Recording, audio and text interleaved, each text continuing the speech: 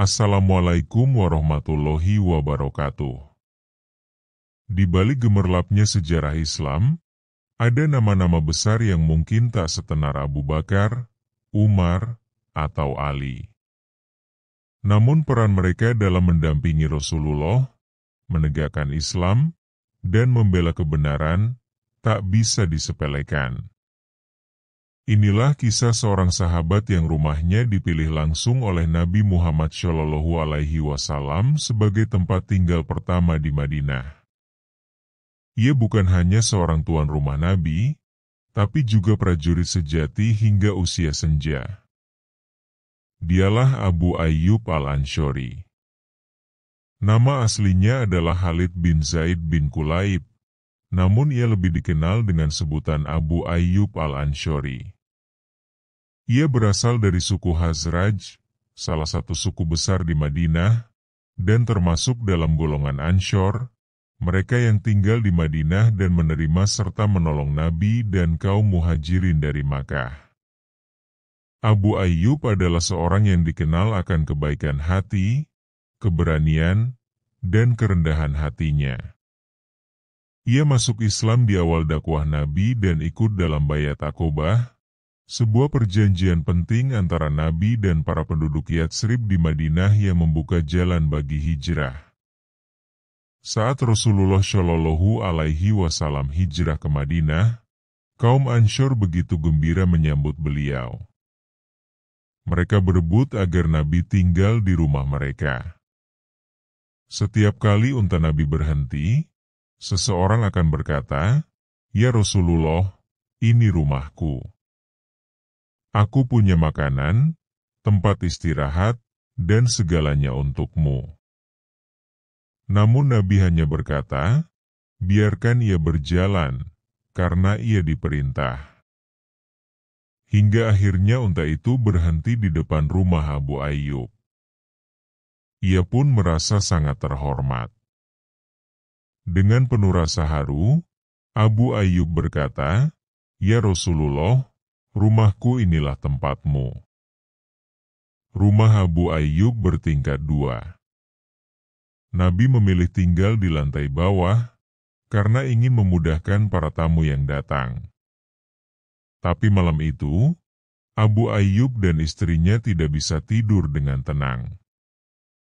Mereka merasa tidak pantas berada di atas Nabi.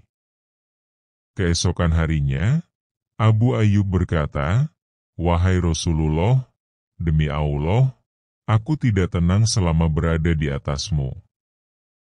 Aku takut ada sesuatu yang jatuh dan mengganggumu." Akhirnya Nabi pun pindah ke lantai atas, sementara Abu Ayyub dan istrinya pindah ke bawah. Betapa besar rasa hormat Abu Ayyub kepada Nabi. Ia bukan hanya menyediakan rumahnya, tapi juga hatinya, penuh cinta dan pengabdian.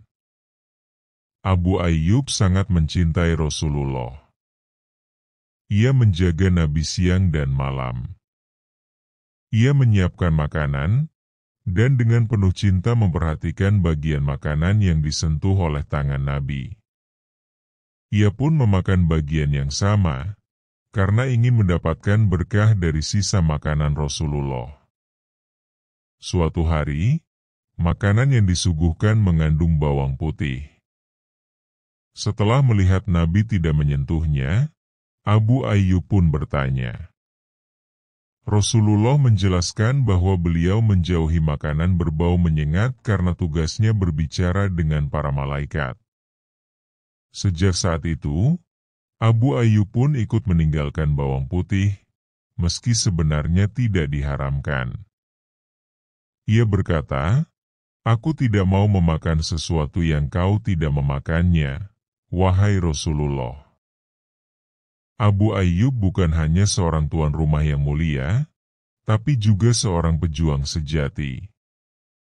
Ia ikut serta dalam berbagai peperangan besar bersama Nabi Muhammad SAW, mulai dari Perang Badar, Uhud, Khandaq, hingga Tabuk. Setelah Rasulullah wafat, semangat jihad Abu Ayyub tak pernah padam. Ia terus berjuang dalam pasukan kaum muslimin pada masa kekhalifahan Abu Bakar, Umar, Utsman, dan Ali. Bahkan hingga di usia yang sangat tua, ia tetap berangkat ke medan perang. Salah satu kisah paling menggetarkan dari Abu Ayyub adalah saat ia mengikuti pasukan yang dipimpin Muawiyah bin Abu Sufyan menuju Konstantinopel, wilayah Kekaisaran Bizantium yang kini dikenal sebagai Istanbul, Turki. Bayangkan, di usia sekitar 80 tahun lebih, ia tetap semangat menempuh perjalanan jauh demi membela Islam. Di tengah perjalanan, Abu Ayyub jatuh sakit. Ia tahu ajalnya sudah dekat. Tapi sebelum wafat, ia memanggil panglima pasukan dan berpesan, "Jika aku mati, bawalah jasadku sejauh mungkin ke dalam wilayah musuh. Kuburkan aku di kaki tembok Konstantinopel, agar aku mati di negeri musuh Islam."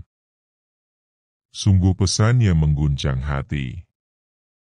Ia ingin meninggal sebagai pejuang, dan tubuhnya menjadi saksi keberanian Islam di tanah asing. Dan benar, Abu Ayyub wafat dalam ekspedisi itu. Ia dimakamkan di dekat benteng Konstantinopel, seperti wasiatnya. Berabad-abad kemudian, saat Sultan Muhammad Al-Fatih menaklukkan Konstantinopel pada tahun 1453, ia mencari makam Abu Ayyub Al-Ansyari. Dengan bantuan seorang ulama, makam itu ditemukan melalui petunjuk mimpi yang dipercaya sebagai ilham dari Allah. Di sana, Sultan membangun Masjid Megah, Masjid Eyüp Sultan, yang kini menjadi salah satu tempat paling suci dan dikunjungi jutaan orang di Turki. Warisan Abu Ayyub bukan hanya jasad yang terbaring di tanah asing, tapi semangat pengorbanan dan cinta kepada Nabi yang begitu dalam. Ia adalah bukti nyata bahwa cinta kepada Rasulullah bukan hanya kata-kata, tapi tindakan hingga akhir hayat. Sahabatku, kisah Abu Ayyub Al-Ansyari mengajarkan kita bahwa menjadi dekat dengan Rasulullah tidak cukup hanya dengan fisik, tapi juga dengan hati, tindakan, dan pengorbanan.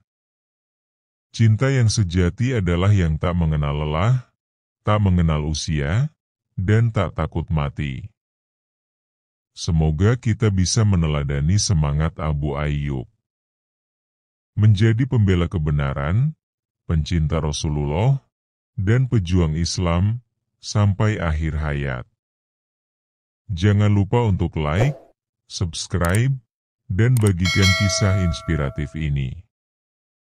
Karena satu klik dari Anda bisa jadi sumber pahala yang terus mengalir. Sampai jumpa di kisah sahabat Nabi berikutnya.